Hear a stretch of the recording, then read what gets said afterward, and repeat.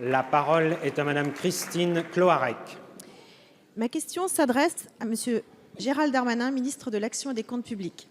Monsieur le ministre, le rapport de la Commission des comptes de la Sécurité sociale publié hier indique que le solde 2018 serait en nette amélioration pour être quasiment à l'équilibre. Au lieu des 2,2 milliards inscrits dans la loi de financement de la Sécurité sociale, le déficit attendu ne devrait être que de 300 millions d'euros. Cette prévision nous permet d'espérer que le régime général affichera son meilleur résultat depuis 17 ans. Dans le détail, avec 3 branches bénéficiaires, vieillesse, famille, accident du travail, et un déficit de l'assurance maladie divisé par 10 à moins de 500 millions d'euros, la Commission table sur un résultat positif de 2,5 milliards. En revanche, le Fonds de solidarité vieillesse, qui finance notamment le minimum vieillesse pour les retraités pauvres, ne réduira que légèrement son déficit à 2,8 milliards d'euros. S'il s'agit d'une bonne nouvelle qui intervient plus tôt que prévu, rappelons qu'en 2017, le déficit des comptes de la Sécurité sociale était de plus de 5 milliards d'euros. Le fameux trou de la Sécu demeure. En effet, la forte croissance des recettes ne comblera pas dans l'immédiat les 120 milliards d'euros restant à rembourser d'ici 2024. Les réformes engagées et à venir doivent donc se poursuivre afin de pérenniser notre système de santé. Nous y sommes résolument engagés. Je pense à la concertation lancée en janvier dernier qui vise à la mise en place progressive d'un reste à charge zéro dans les domaines de l'optique, de la prothèse auditive et de la prothèse dentaire dès 2021. Je pense également aux campagnes d'information et de prévention régulièrement conduites sur les différentes thématiques liées à la santé.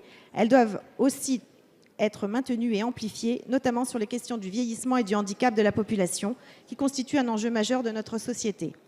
Aussi, Monsieur le ministre, je souhaiterais savoir quelles perspectives sont envisagées pour conforter cet excellent résultat des comptes de la Sécurité sociale, tout en améliorant la qualité des services pris en charge par notre système de santé.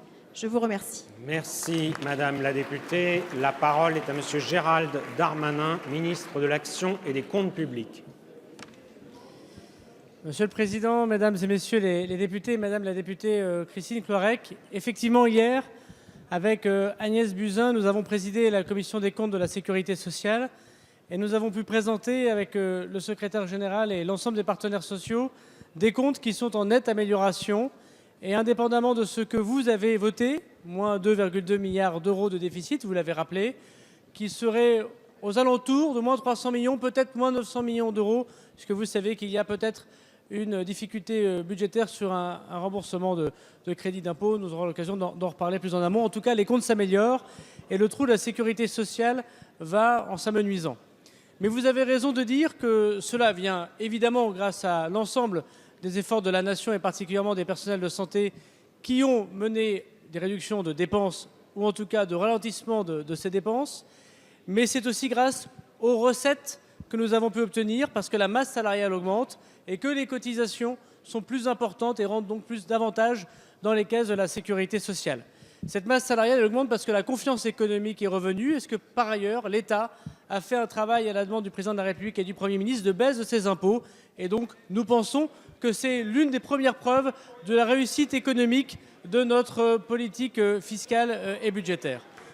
Nous devons continuer, et de même qu'il n'y a pas de cagnotte lorsqu'on a 2200 milliards de dettes, il n'y a pas de cagnotte sociale lorsqu'il y a encore 120 milliards de dettes sociales, et que nous avons à financer la réforme des retraites, la réforme de la dépendance et la réforme que vous avez évoquée, dont je sais que vous êtes extrêmement attentive à sa bonne réalisation, du changement pour la vie médicale de nos compatriotes et pour l'hôpital public.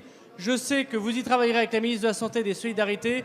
Je remercie l'intégralité de la majorité de constater qu'au bout d'un an, les premiers efforts montrent à quel point nous sommes au rendez-vous de la promesse présidentielle. Merci.